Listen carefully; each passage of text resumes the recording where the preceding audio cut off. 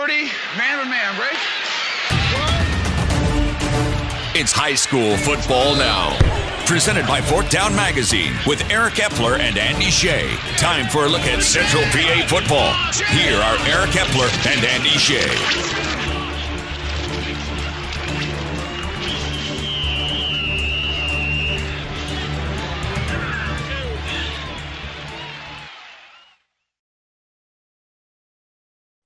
All right, welcome to another edition of High School Football Now.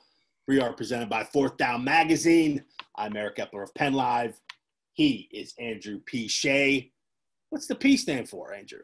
Patrick, that's right, correct. Of Fourth Down Magazine. And we're here to bounce around the state and bring you all the high school football action we can in a 60-minute window. All right, A. Plenty of Central PA programs still aligned. Let's talk about to make that trip to Hershey Park Stadium, a.k.a. the Concrete Palace. We love calling it that. Why? It's so old.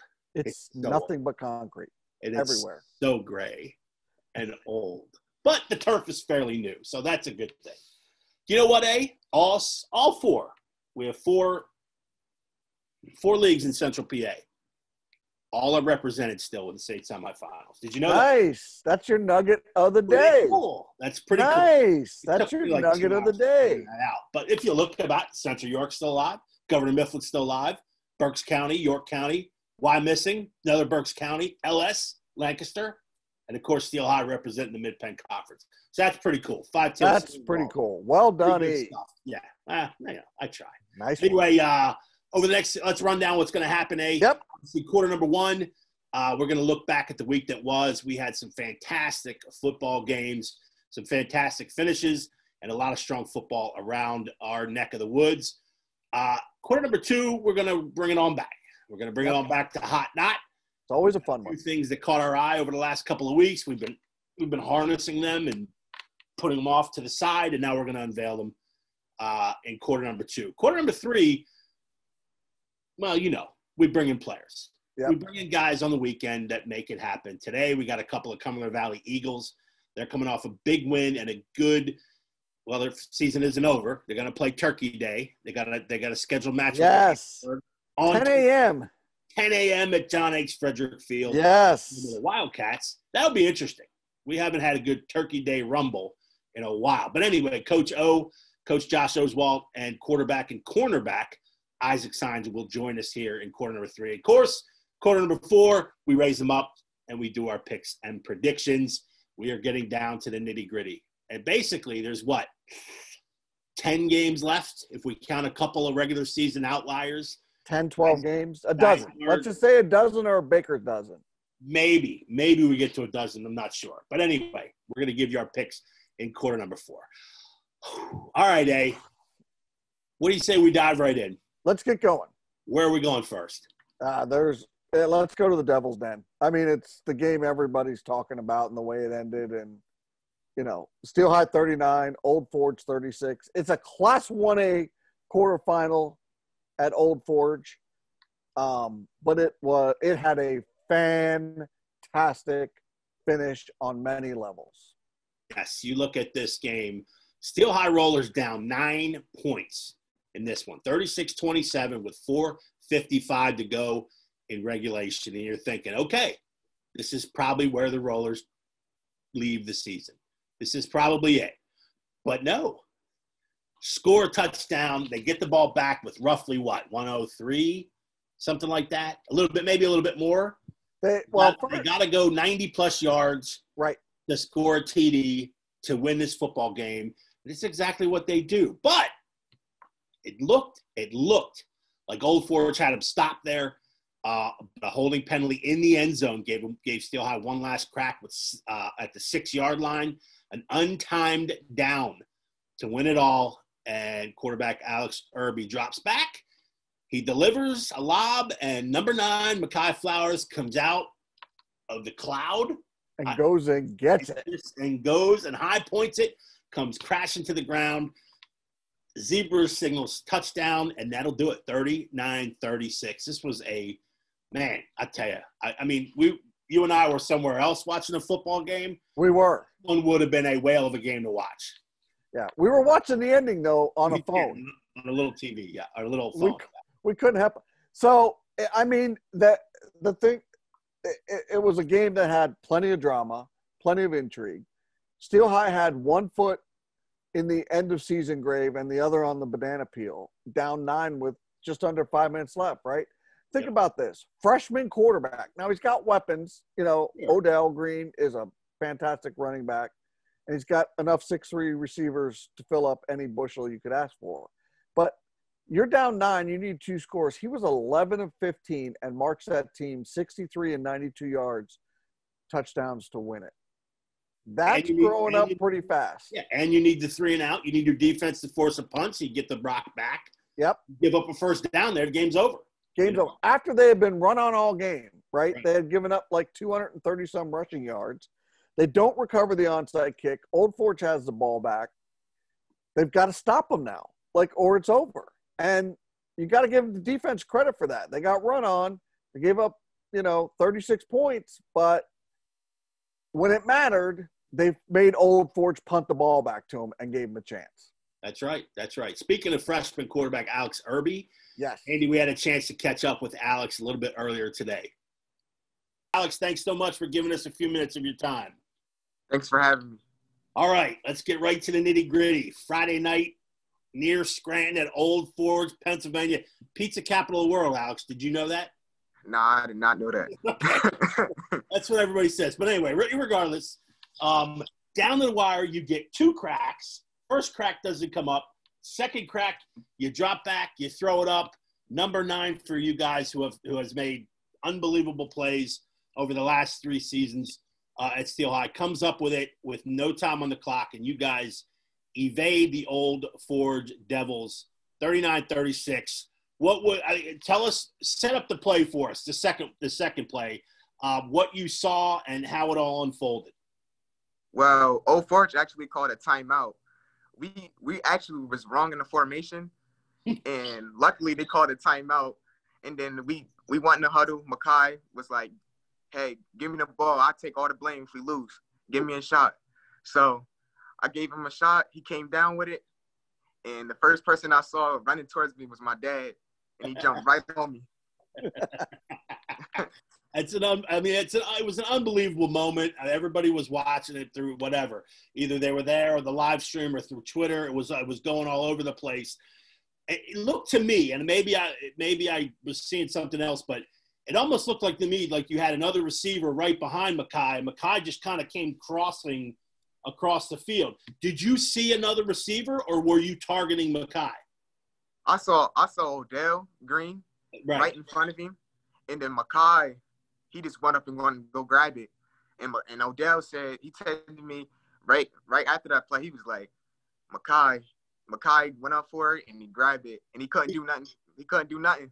No, he couldn't jump that high. Makai went out of the roof to get that ball. It was great. Yeah. Jay? Hey, I want to ask you, so he already asked you, it's the final drive, right? The holding penalty, the second chance, the final pass that Makai did. But what gets overlooked in this is you guys had to go 92 yards in a really, really short amount of time. I mean, to have that last shot, you have to do a lot to get there. I want to know what the best play or the biggest break was, or what you thought the key was in even having a shot that last one. In other words, what happened in that 92-yard drive that kept you guys going? What happened, or what was the play, or what was something that really kept you guys going to have that last shot? Well, the first couple downs, we was trying to get short attacks and across the middle. But when Makai Flowers, he caught the drag right across the middle and took it an extra 15 yards. And then right after that, caught a fade route right in his hands. And we had to get up and spike the ball, and there was 1.8 seconds left. So them 2 plays was really the key. So I know, yeah, and he caught obviously the game-winning touchdown pass, and you could see that. It was hard to get him the ball in this game. Why? What was difficult what did they do to make it hard to get him the ball? Not that you don't have other options, because we know the Rollers do. But why was it hard to get the ball to him? What made it difficult? What were they doing that made it hard for you to get him the ball? Well, my dad was just telling me not to force anything. Right. And they were just A free safety was over the top of him. A corner was cocking him, making him run towards the sideline, and he really couldn't much do anything. And I just didn't want to force anything, so I just whatever they gave me, I took. How many Mighty Mighty Roller songs were sung on the bus ride home? It was a lot. We had a lot of fans texting us, text on live with Miss Leanne, Team Mom, just telling us congratulations and a lot. Yeah, I want you to know, obviously, people all up and down the eastern side of the state were talking about it. I got 3 calls late Friday from folks in Scranton. They're like, boy, that quarterback's going to be good, Eric, huh? I'm like, yeah, you think? And they're like, at number 9, he kind of jumped out of the building, Eric. You know how they talk up there, eh? You know, the Cold Reader. To get that ball. I'm like, yeah, I warned you about number 9. So anyway, people everywhere were talking about it. Alex, we appreciate the quick time. Obviously, get yourself in a nice bath. Get yourself healthy and ready because you got another one. It's amazing, too, you guys get to host. You get to host Bishop Guilfoyle in the state semifinals on Saturday up at Cottage Hill, 1 p.m. Best of luck to you. One step closer to Hershey. And keep it going, man. We appreciate it. Thanks for having me. All right. Thanks, my man. All right. That was Alex Irby, freshman quarterback, I should always say, which is amazing, really. Yeah, his position. Is he 15 years old? He's 14, I believe. 14. And he took his team down 9, 63 and 92 yards. With 4:55 to go in that game, they were down 9 points. Yeah, we'll talk about very good Old Forge team. Yep. Who you said had kept number 9 Flowers sort of in check. The offensive yards here were not big. They shut down the run basically. Yep. And did a great job defensively. But boy, when they needed it, this kid came up big, and so did obviously a lot of the rollers. So we appreciate Alex's time. All right, thanks to freshman quarterback Alex Irby of Steel High. Again, 39-36. The Rollers advance to the state semifinals, and they will host. Yes, host. That's a big difference in your mind, isn't it? It's the COVID. It makes a difference. It makes a difference. It matters. It does matter. They will host Bishop Guilfoyle, the District 6 champions, on Saturday at Cottage Hill, 1 p.m. They will be allowing fans in there, so if you can get there early and get yourself a ticket, you'll see a well of a ball game. It should be a good one. All right, let's move on with the week that was. Let's do it. To get to, you and I were sidelines at Siebert Park for Camp Hill's 26-14 loss to Philadelphia Bishop McDevitt in the PIAA 2A quarterfinals. This was a big lead for Camp Hill early on, but it should have been a bigger lead. They should have probably capitalized on a few more opportunities. Daniel Schuster had that secondary of the Lancers twisted around. Cam Ox did his part to switch them to dizzy the secondary. But in the end, eventually, second half, McDevitt comes with 2 touchdowns in the third quarter to win 26-14. I mean, if you put the starters for both teams and line them up on a piece of paper, you'd just say this is a 42-7 game, right? I mean, bigger, stronger, faster. That's Bishop McDevitt Wyncote was just that much bigger, and you could tell. But Camp Hill had them on the ropes, right? They had them on the ropes. They couldn't deliver a knockout blow, right? They were already up 7-0. They had a chance to make it 14-0. Then it was 7-7. They had chances to make it 14-7. And by chances, I'm talking about in the red zone. I'm not talking about, moving the ball and making some hay.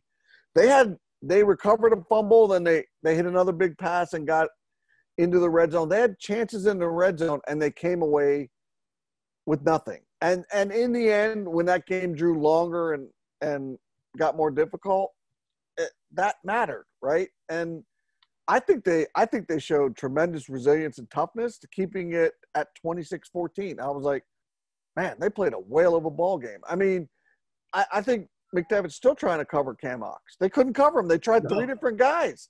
I'm like, look, they got a third different number out there trying to cover this kid, and they can't cover him.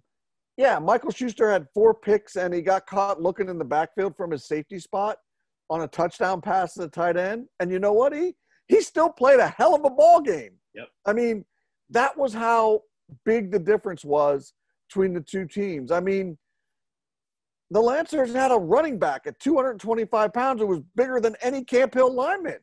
Yeah. I'm pretty sure of that. It just, the fatigue of the big dudes leaning on Camp Hill, wouldn't you agree in that final 12 to 15 minutes? That showed.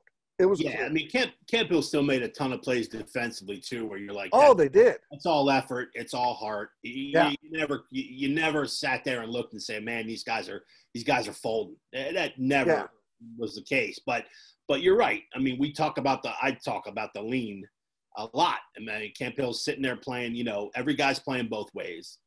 And now you're playing guys who are bigger and stronger and faster than you. That tuckers you out. I mean, right. you got to make it to 48 minutes and capitalize on every opportunity you had. You missed a bunch of opportunities in the first half. I mean, realistically, it was 14-13 at halftime. And the game realistically could have been 21-7, maybe or 24-7, 24-13. Yeah. And I'm not sure that would have been even a safe enough, right, in the second half. But still, this was all about Camp Hill's effort. They played a whale of a ball game. And, yeah, you're right. Daniel Schuster, final stat line says 4 picks. Yeah, I don't care. Maybe 1 or 2 were his fault, maybe a little late, a little low. The pick 6 was a ridiculously good play by that. Yeah, I mean, that was a great play. And the other interception was a monster play by them. So you have to give them credit as well. So Sure, absolutely. I think all in all, this one sort of ended well. If you can say we lost and exited the state playoffs and say that's not a bad loss. No. I think Camp Hill can absolutely say that. I don't know if they can play much better than that, honest to gosh. Yeah. I mean, I think I really don't. I mean, if they played 5 times, I wouldn't want to see the other 4. Right. After seeing that, right? Exactly. Yeah, so I think Camp Hill put its best foot forward. Yeah. All right, let's continue with the week that was Peter Strasburg wins themselves a District 3 title. Congrats to the Pioneers. Elko. This was not the way I expected this one to go. I did talk about Land Peter Strasburg's defense, but that was probably the closest I got to handicapping this football game because I thought there would be a ton of points in this game, and there just was not. LS did a fantastic job against quarterback Braden Bohannon and that Elko Veer.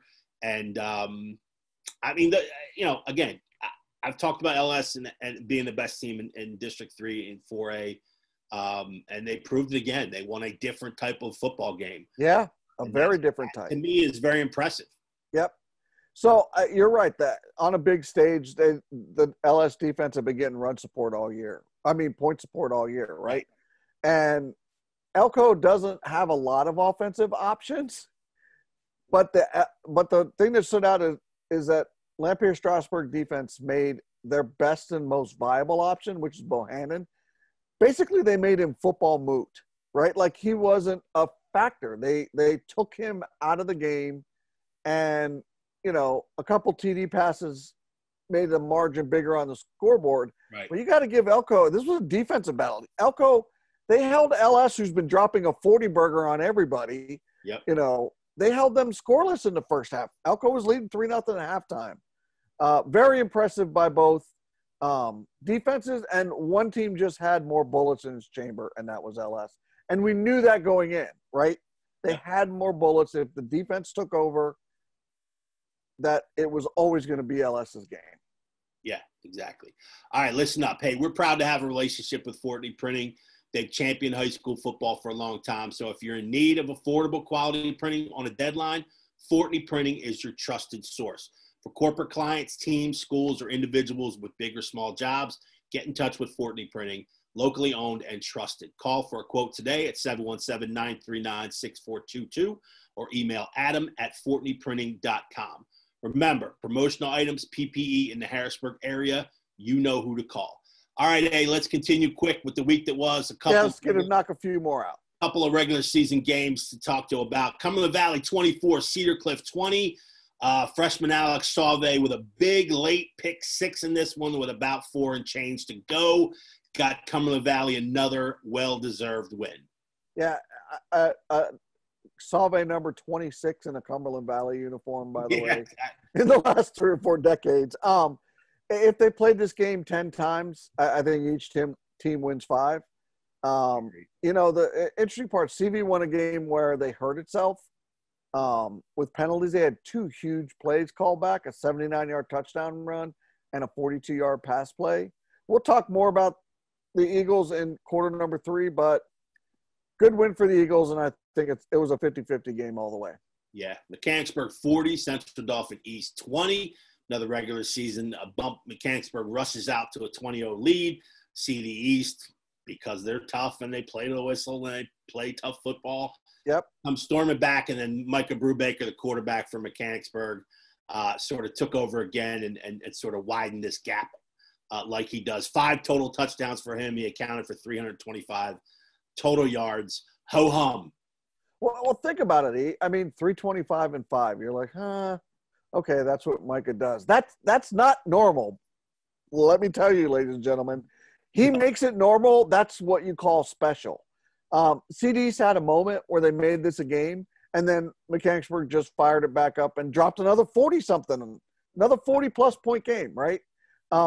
That's not easy against CD East defense either, right? We both know that. 40 is – if you'd said, okay, Mechanicsburg won by 20, you're thinking, they're in the high 20s to 7, but they got to 40 again. Impressive. Yeah. Waynesboro 14, Susquehanna Township 7.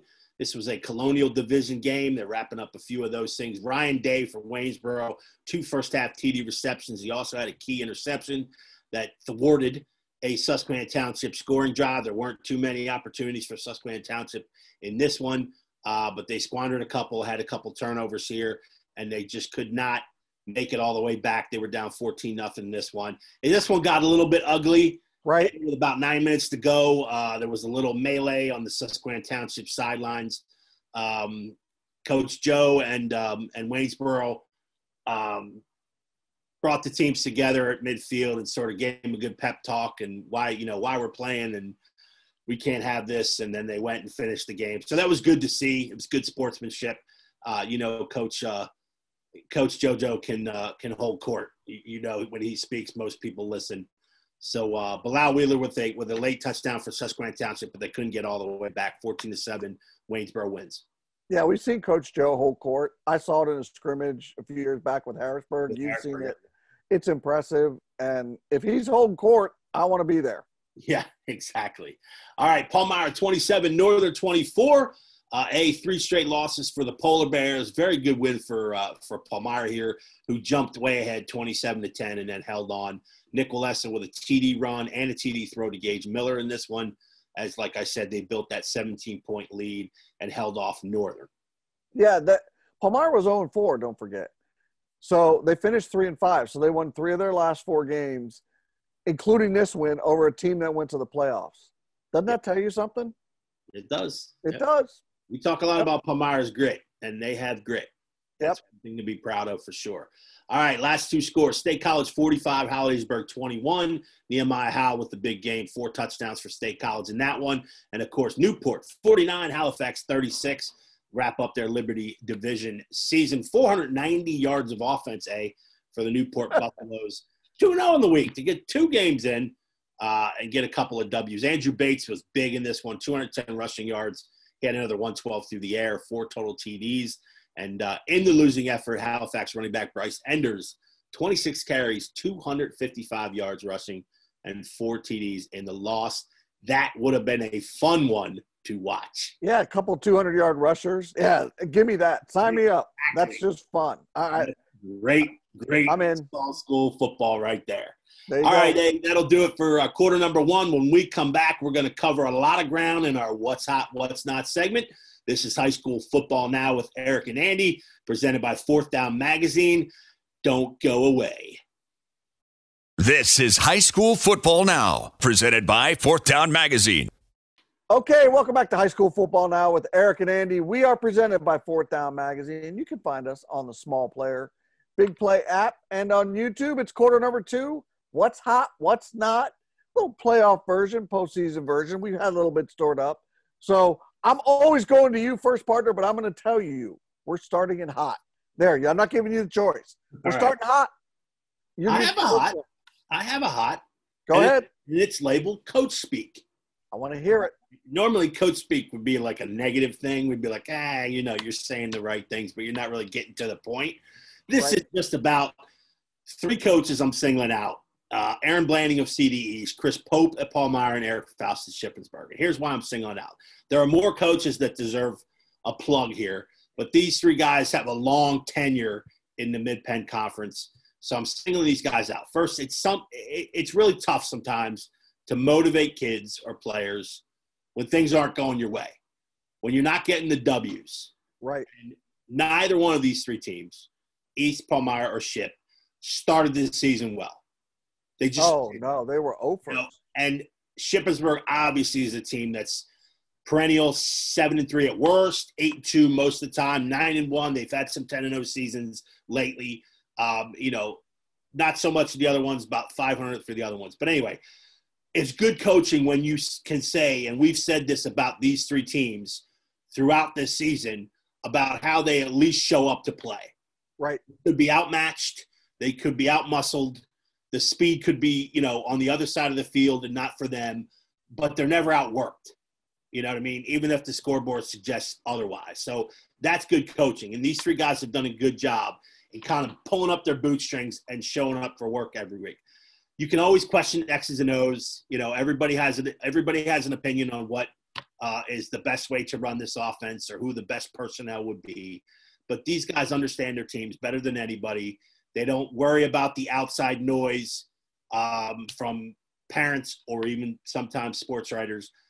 And they usually end seasons with success, even though the win column may not show that. So those 3 guys, Faust, Pope, Blanding, those guys are doing a hell of a job. That's hot. All right, I'm going to do 2 hots real quick. I got a couple shorties. And then we'll flip over to not hot because I know you got some stuff cooking over there for us. So I was snooping around about Central York coming from behind in the second half to pull away from Del Valle, right? Mm-hmm. And I stumbled upon something about their team. I found it very intriguing and enlightening. Their entire team, did you know, decided to do remote learning this year as a team during football season to try and be as safe as possible and give them a chance, if the opportunity knocked for Central York, to not be shut down and to be able to continue playing. And Central York gave the students the option. Either you can do a combination of in-school and one-day remote, or you can be all remote. And as a team, they sat down and talked about it and decided to go all remote. And look where they are now. That doesn't have anything to do with it. They just made the decision based on opportunity. But I think that's hot.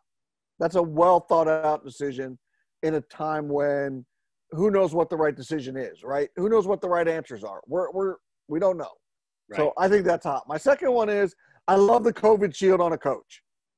All right? I absolutely love it. First of all, on a high school football coach in particular, and we got to see him Friday night. Tim Bigelow from Camp Hill wore – I'm not singling him out for the wrong reason. He wore one, right? And first of all, it mutes the coach, which is kind of interesting because if you're screaming, that stuff's coming right back at you. So if you want to yell something and get audible, guess what has to go away? The shield, right? So to take the shield off and be able to yell, you have to take the headset off as well. So there were a couple times. One was he was mad at his players because something happened, and he wanted to be animated. And he can get a little animated, as you and I both know, which is fine. Dude, that headset went flying, the shield went flying, and he was out there yelling. Then he had to go pick him up, and they're like 6 yards apart.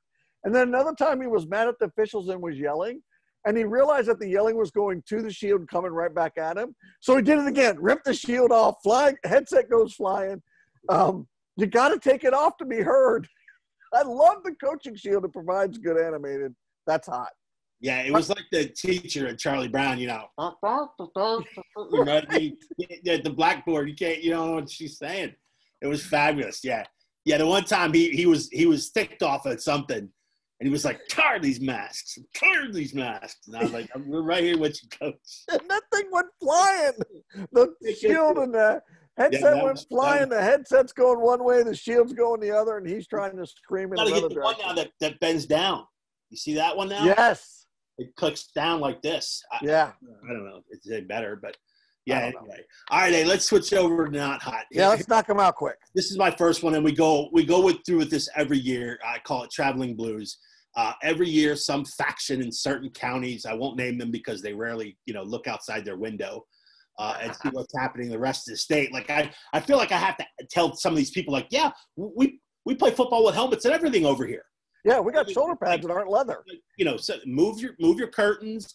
Look outside your window, and it's a great big state out there. Sometimes you have to travel to play football. Nobody involved in the football game cares about traveling. In fact, the kids love getting their gear, throwing it on the bus, 3 hours later bus ride. It's either parents or it's media members who gripe about, oh, you got to travel 4 hours for a football game. It's a big state, people. Sometimes your team is located on the eastern part of the state, and then some other people are on the western part of the state, okay? You got to travel to play the game. I mean, it's amazing to me how this Let the kids play. Let them play. What happened? Fest. Everyone's become swallowing stupid pills. Right, and the kids don't care. They don't care a lick. When you're traveling, and guess what it means? It means you're still alive in the state playoffs. Yeah. I mean, even in COVID, you're still alive. Sure, hey, I would much rather drive 8 miles down the street to cover a football game and rather have to go to Altoona because you know how much I hate driving to Altoona. Right, the Ravens Den. It's part of my job. It's part of my job. It's just there. So you do it. You're going to cover high school football, man. Have a good time. And avoid the rain and the drenching, dank weather of Altoona every stinking year. But you do it. It's okay. So anyway, the whining about traveling, not hot. Keep going. Keep going, brother. Yeah, you get 2 of them. Okay, I'm going to do the Old Forge feeling. Think about this. We had a chance to talk to Alex Irby a little earlier in the show. Man, think about getting the stop. You get the stop. Okay, Steel High rushes down there, 90-plus yards and drive, but you get the stop as time expired. And you have that second or second and a half of just pure elation that you just won a state quarterfinal game, a tough football game, damp conditions at your place, and then all of a sudden you see the hanky.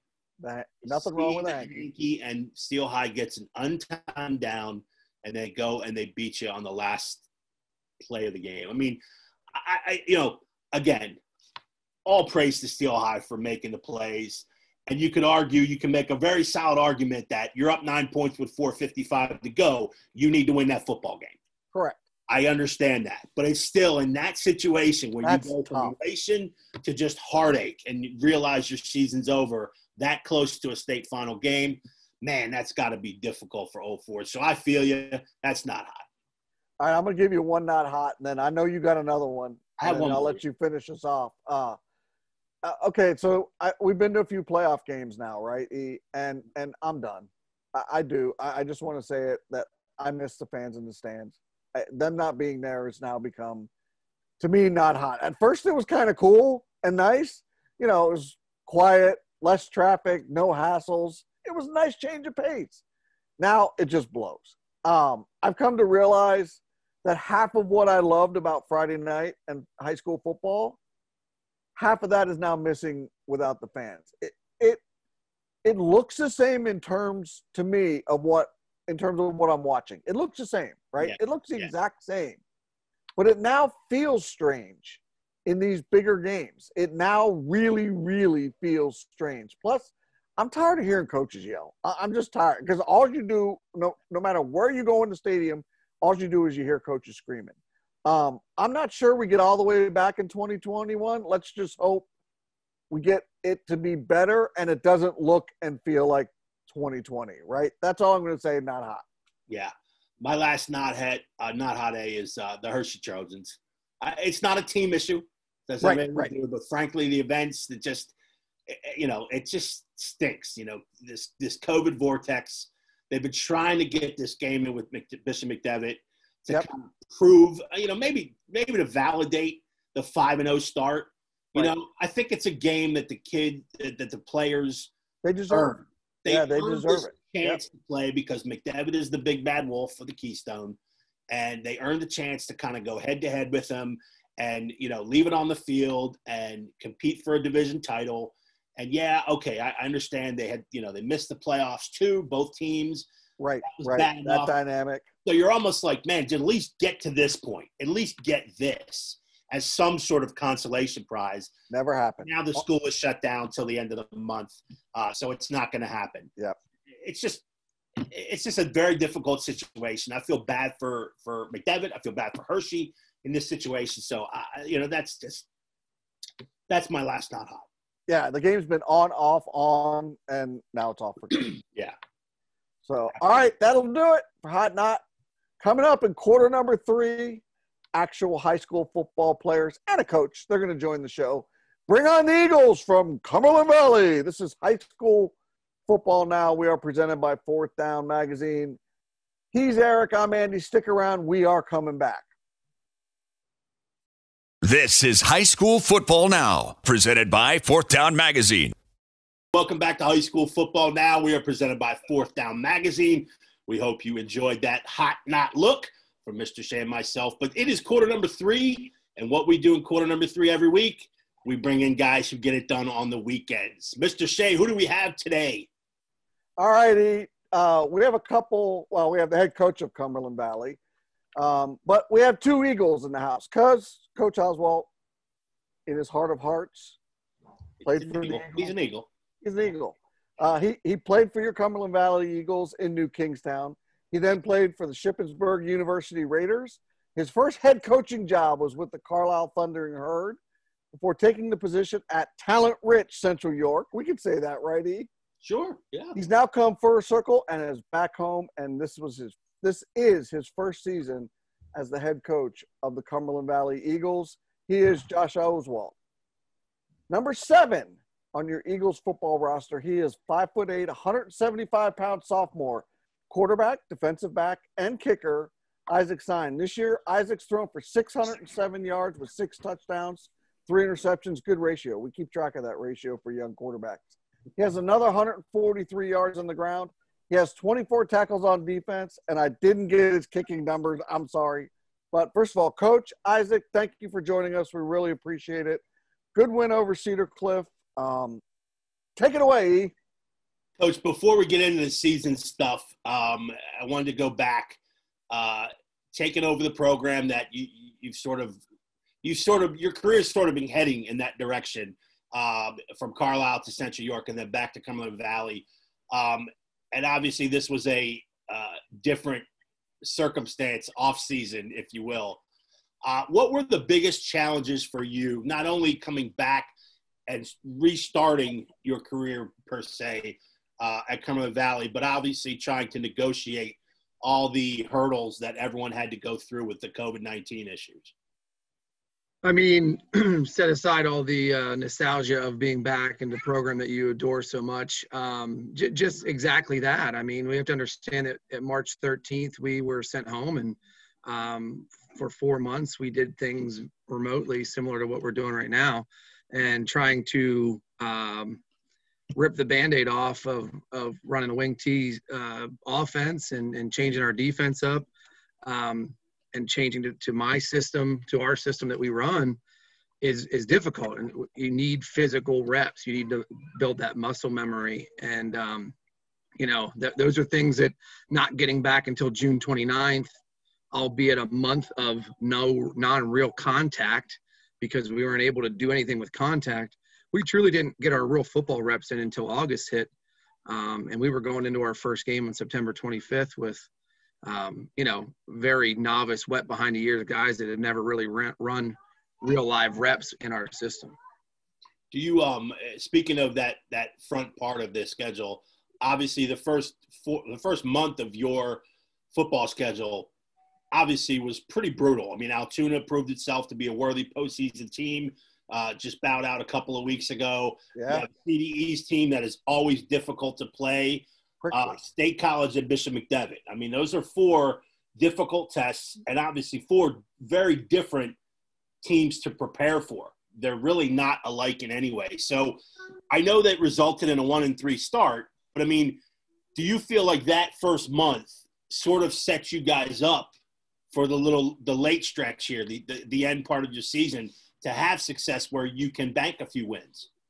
Yeah, I mean, I think you make a great point. Is they are their own different animal. I mean, Altoona with their dive option and their monsters up front, to the monsters at CD East that run a spread, to State College, who's just tough to play at home even when they're not having a great year. Not saying they didn't have a great year, but they just playing up there is a different animal.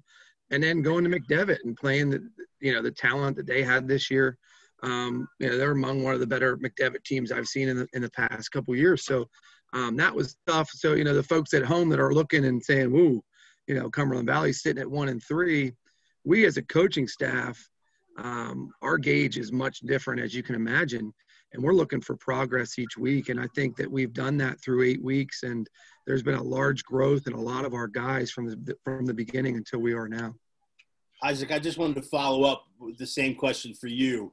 As the guy in the alpha position, expected to be a leader. Can you feel that too? Could you guys feel the progression from that first month and how you guys sort of carried that through? Oh yeah, for sure. I mean, each day we get better, and going into practice, that's our mentality. And I just feel we've come a long way so far this season.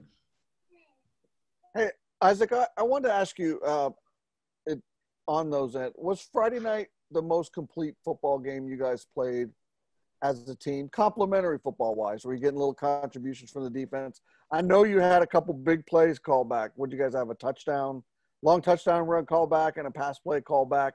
And those are things where you can easily lose games when you're trying to. So overall, do you think Friday night was one of the better football games that you guys played this year? And not necessarily just because you won. No, I believe it was one of our best games. I mean, we played good offense, defense, and special teams. We got it done everywhere. And, I mean, like you said, some of those plays were called back, but, still got it done and played good, I thought.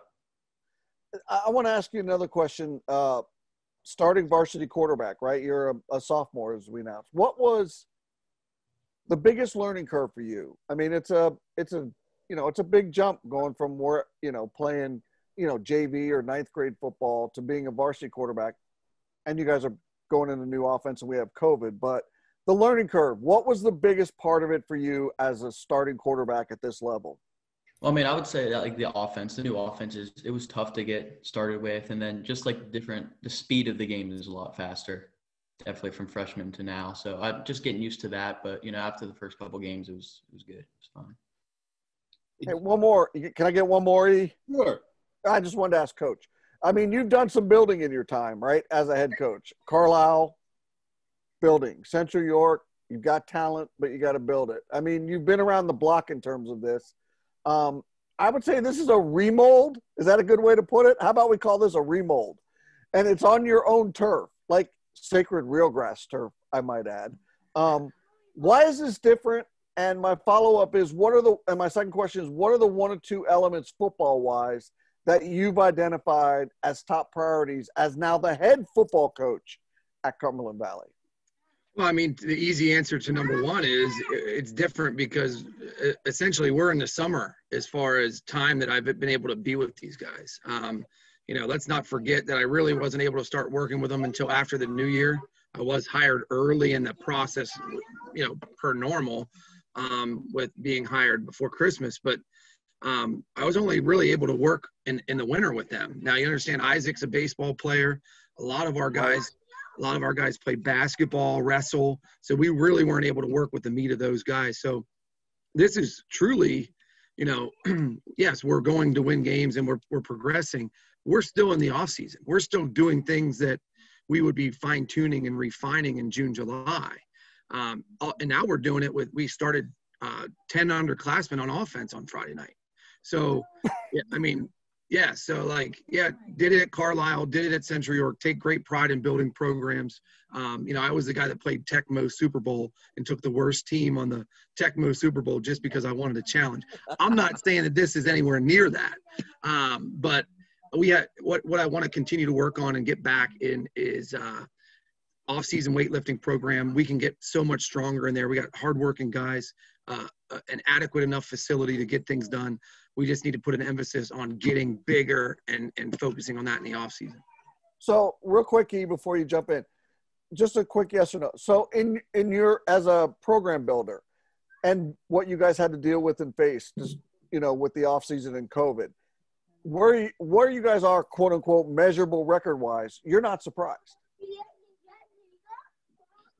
I'm going to say no. I mean, I want to explain that because you said one word, and honestly, we are still being the competitor in me. I'm going to look back at Springford and say we should have won that game. That's an undefeated Springford team on the road, and we had opportunities to win that game, and we just didn't get it done.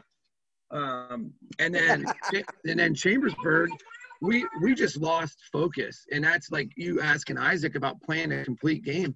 That was our offensive coming alive party, and we just didn't put it together defensively and made some brain farts. But we can look back and say those two games, if we can turn those around, we're talking about a 5-3. Right. 5-3 season right now instead of a 3-5. But that's where the experience of our underclassmen right now is going to pay dividends moving forward. Alrighty. I just want to go on record that San Diego Chargers and Tech Mobile had Dan Fouts, so they were not the worst team. As I said, my Chargers were actually good at something. All right, that's first. Second, Isaac, this is for you. Learning a new offense too. It's a completely different blocking scheme for the guys up front. Can you sort of assess how they have progressed to since the start of the season? Because it's a lot different from blocking scheme of wing T to what you guys implemented this year. I mean, yeah, they've gotten better each day. We're hard on them up the front. We're hard on them up front, but they work their butts off. They get it done, and I'm really really happy to have those guys up there. Do you secretly wish, Isaac, and I know you had some new patterns in the football uniforms, but I'm still trying to get Coach O to go chrome. I've been trying to get chrome helmets at Cumberland Valley for years and years. When will that happen? I mean, first of all, Isaac, do you want that to happen? And second of all, Coach, can it happen? I mean, I'm fine with the helmets we have right now. I like them. All right. Coach, not going to happen. Booster's not going to go for that. There's something to say about Cumberland Valley and its lineage and how it's classic, And Chrome may have fit at Central York. I don't think it would work here, and that's one thing that I've vetted throughout the whole process. Did you order black pants? That's my question. Did you order black pants just for the future? Let me ask you this: is there black in Cumberland Valley's colors? No. Listen, maybe down the road there might be something, but I'm not going to say that we're going to have black. Gotcha. I was just asking because we all know what the black pants were. If you go 10-0 next year, you can get chrome. Trust me, it'll work.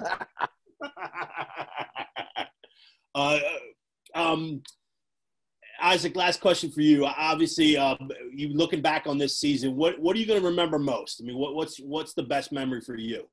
Just playing with the guys. I mean, these seniors we have, we all have a tight bond. They really brought the underclassmen in and really been good to us, been good leaders. And I'm going to miss playing with them. And, we just all bond well together, have fun on and off the field. I think that's the best part. All right, gentlemen, Coach O, Isaac, we appreciate your time. We're going to put you on the high school football now hot seat. I'm going to start with you, Isaac. Want each of you to answer a question. I'll go back and forth. First question is cake or pie? Isaac? Sorry, say it again. Cake or pie? Cake. Coach? Cake. All right, sticking with you, Coach. What's a go-to song for you? Do you have a go-to song, Coach? It's got to be Journey. Anything Journey. Oh, Faithfully? Not too soft. Not too soft. All right. Isaac, what's your go-to song right now? The go-to song for you? I mean, any country music, Luke Combs. That's what I like. Ooh, nice. Did you I got to say, I like the thing you did with Brooks and Dunn, the collaboration. All right, keep it moving. Isaac, college football on Saturday or NFL football on Sunday? Which one? I got to go college football. Coach? College football all day. All right, Coach, give me one person, dead or alive, you'd like to have lunch with. Ooh. One person. Abraham Lincoln. Abraham Lincoln. All right, Isaac, you're up. One person, dead or alive, you'd love to have lunch with.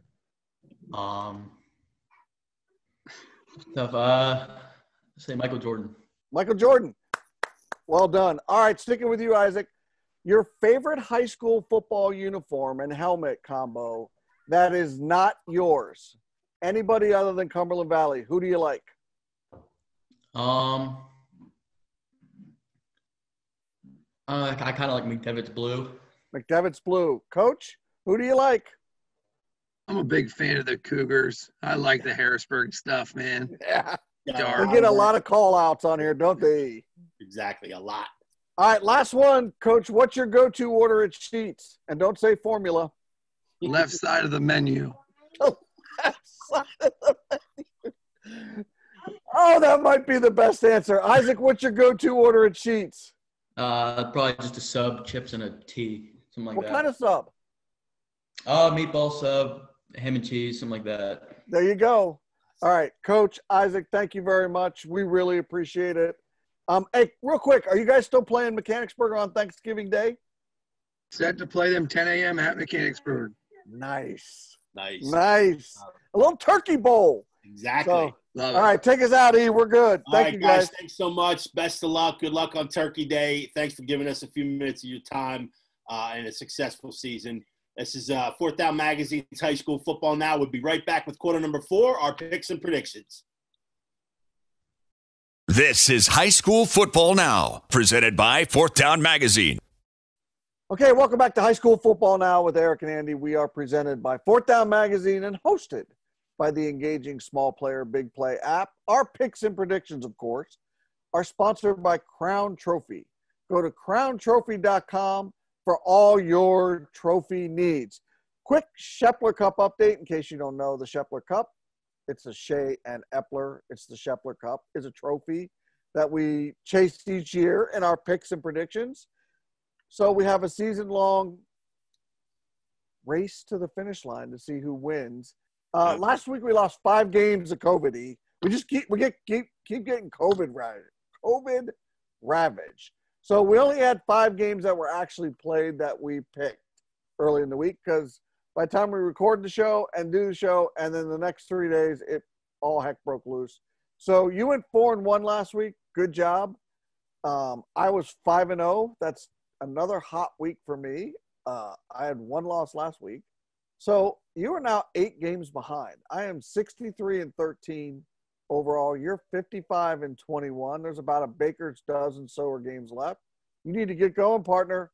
I think the state finals, though, are worth 3 points each, correct? Is that how we do that? I don't think so, Osborne. Yeah. I don't think so. So maybe we'll have to do something interesting since I'm pantsing you so bad this year. We'll have to come up with something new. Let's start with this week's game. Munson.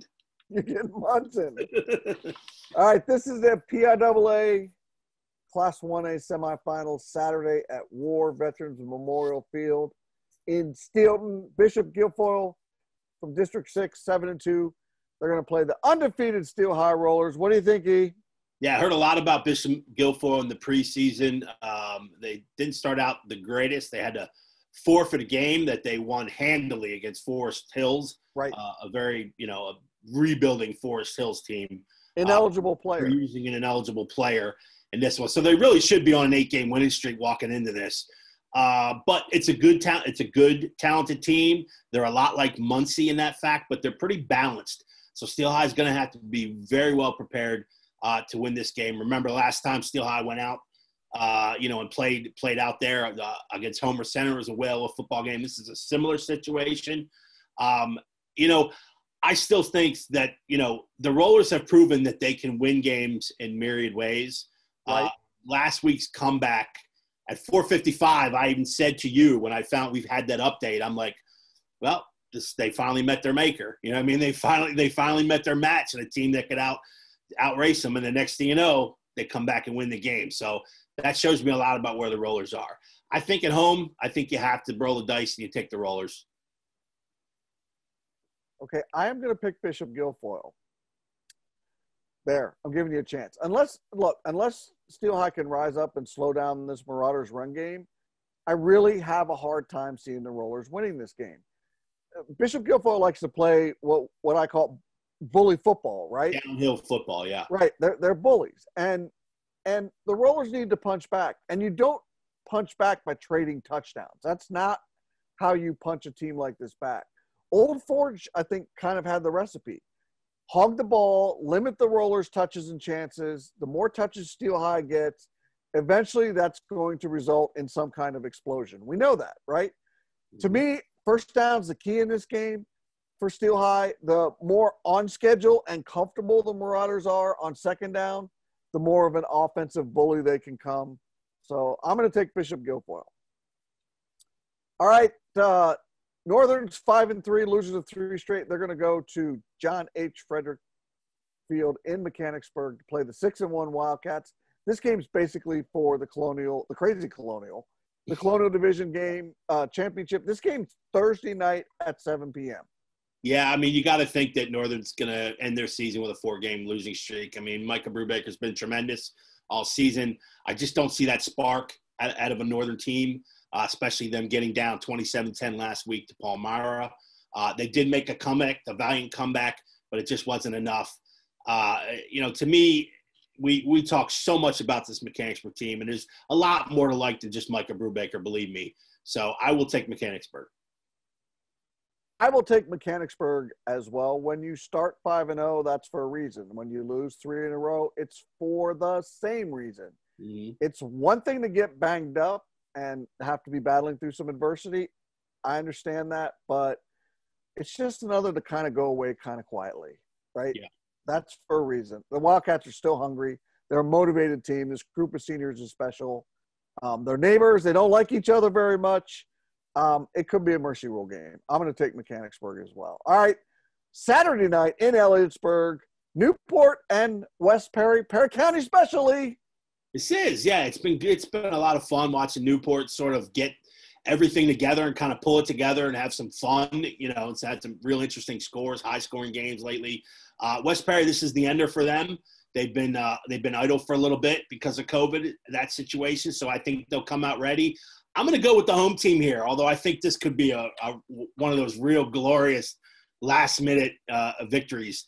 But I'll take the host Mustangs in this one. Yeah, am I wrong here, partner? Does it seem like both the Buffaloes and Mustangs are playing probably some of their best football of the season right now? Yeah, and they were searching for that for a while just because of the inconsistency with being able to play week to week. Yeah, I yes. This feels like a lot of points game to me, one of those like 41-37 games or something like that. I think offense is going to get them some in Elliotsburg Saturday night, so I'm going to take West Perry as well. All right, let's get a few more, E. Let's go to the PIAA Class 6A semifinal Saturday at the aforementioned Mansion Park in Altoona, better known as the Ravens Den. Central York is 9-0, District 3 champs. McDowell, back-to-back forfeits, is 7-0 out of District 10. Yeah, McDowell's the answer to the trivia question, A. Which Class 6A team had the easiest road to the state semifinals in the history of the tournament? It's McDowell. They haven't played since October 30th, 2 straight forfeits to get to the state semifinals. Their last game was a victory over Cathedral Prep. Solid win, too, 24-6. Yeah, good win. Before losing the game to Erie, forfeit for the D10 title, and then last week they got the forfeit against Pittsburgh Central Catholic, the Whippeal champion. Bo Orlando has a really solid team. I mean, they're rush heavy, of course. But, man, of course. I just think stopping that air raid offense for Central York over 48 minutes is so difficult. And I still believe that Bo Perbula is going to be the best player on the field again. I know it's Mansion Park, and traditionally that's not a great place for District 3 programs to go and play. But I will take Central York. I think they make it to Hershey. I'm going to take Central York as well. They've seen a team like this before, right? It's Central Dauphin. Central Dauphin and McDowell are kind of similar, right? A run-heavy team. They've been pushed. Central York's been pushed to different limits with each passing week after they coasted through the regular season. They still are getting big plays of all kinds. If Bo's not doing it, Toombs doing it last week with a couple big punt returns and a long touchdown run.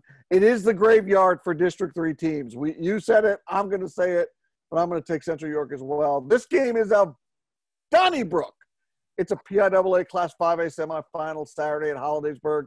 Governor Mifflin's unbeaten, champions of District 3. They're 8-0. Pine Richland's coming out of the Whippeal, 9-0. When Pine Richland's good, they are really, really goody. I don't want this to come off as a diss to Cathedral Prep or Upper Dublin, but this really is the state championship game.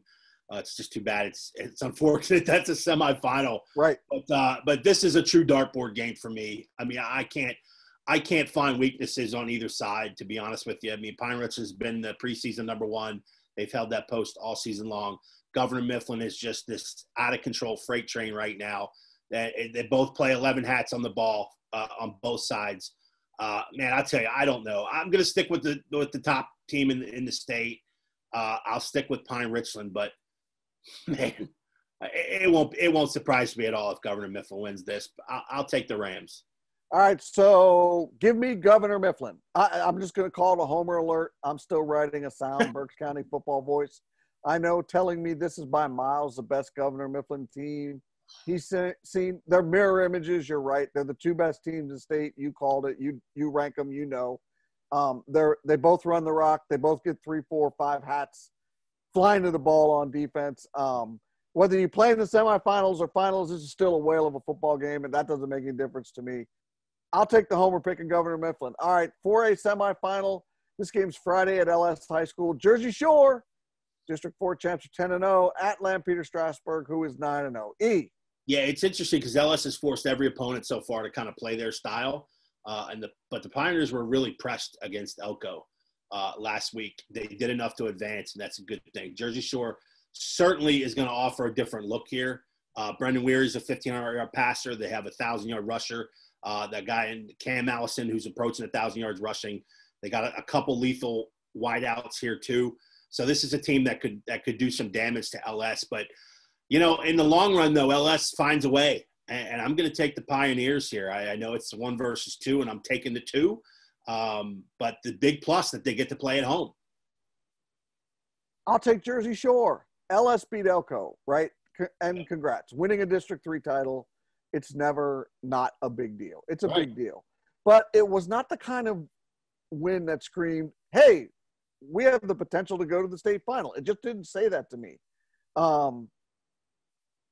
I just like the Bulldogs in the spot. I mean, this is going to be a heck of a game. Each defense, I think, is slightly underrated because of all the pop on offense, right? So whichever defense has the bigger influence on this game will determine your winner. But my pick is going to be Jersey Shore, last one. Danville from District 4 is 9-1. They go to Wyomissing. They're going to play at Wyomissing High School Saturday, of course, because there's no lights at 1 p.m. The Spartans are 8-0. Yeah, I'm going to take Wyomissing here, partly because they get to play in the Hornets' nest, and partly because I think they'll have a lot of success stopping Danville's run game. I don't think they have to worry about that part. I think they have that part covered. And they, of course, will give Danville a different look as well. So I like the fact that Wyomissing just, you know, they're not going to change their stripes. Nope. You know, they dare you to beat them, but they have the strong enough guys up front to actually make it so. Danville's a very tough football team. 9-1 in the season on that schedule is darn good. But I still like the Spartans at home. I'm taking Wyomissing. I'm taking Wyomissing as well. I think Danville's offense is going to push the Spartans in a way they haven't been pushed all season, right? Riley's a gunslinger. And they got dudes at wide receiver. They got, 3, 4 guys at wideout. They do, yeah. But they still got to protect the quarterback. That's still a thing that I think Wyomissing can bring some pressure. And I actually think the outside linebackers and the secondary are the strength of Wyomissing's very good defense. Are we talking about the Wyomissing defense, E? We are. What we're talking about? Talking about them, yes. I've been saying it since I got to see him in person. The silent assassin on this team, built on all that size and that pound and ground run game on offense, is the meal ticket. Is Wyomissing's defense, and that's why I'm picking them. All right. There you go. That's quarter number 4, and that'll do it for this edition of High School Football Now with Eric and Andy. We are presented by 4th Down Magazine and the proud folks at Small Player Big Play app. That's where you can find us, and, of course, on YouTube as well. Special thanks to Cumberland Valley coach Josh Oswalt and quarterback Isaac Sines. Those guys have one more game left, a Turkey Bowl game against Mechanicsburg. But, of course, we got PIAA semifinals on tap for this weekend. So bring it on back here next week. Get out and watch some football if you can. Bundle up and make sure you take your rain gear to Altoona. All right, that'll do it. Thanks, A. Thanks, E. All right. See ya. Take care.